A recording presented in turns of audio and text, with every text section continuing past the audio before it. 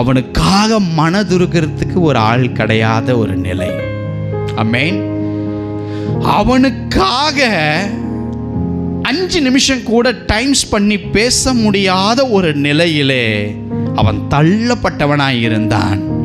பர்திமேயை கூட்டிட்டு வாங்கப்பான்னு தேவன் சொல்லும் பொழுது, இதுவரையும் தன்னுடைய வாழ்க்கையில் அவன் காணாத கேளாத ஒரு உண்மையான அன்பை அவன் பார்த்த பொழுது அவன் எழுந்து வரல, தன் மேல இருக்கிற வஸ்திரங்களை எறிந்து போட்டு ஓடி வந்தான்.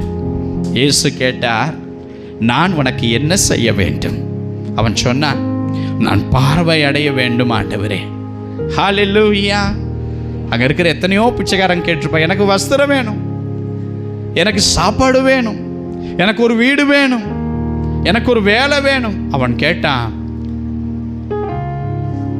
எனக்காக என் பேரை சொல்லி இவ்வளவு பெரிய ஒரு தேவன் அழைத்துவான்னு சொல்றீங்களே, உங்களை பார்க்க வேண்டும், நீர் நடக்கிற வழிக்கு பின்னாடி நான் நடக்க வேண்டும்.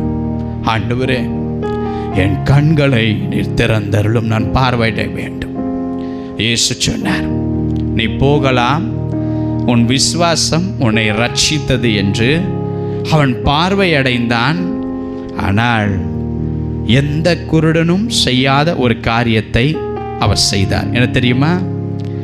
இயேசு அவர் கடந்து போகும்போது இந்த பர்திமேயுவும் இயேசுவுக்கு பின்னாடியே போயிட்டான். ஆமென். ஒரு நாள் அவனும் சீஷனாய் ஒரு நாள் மாறினான். ஆமென்.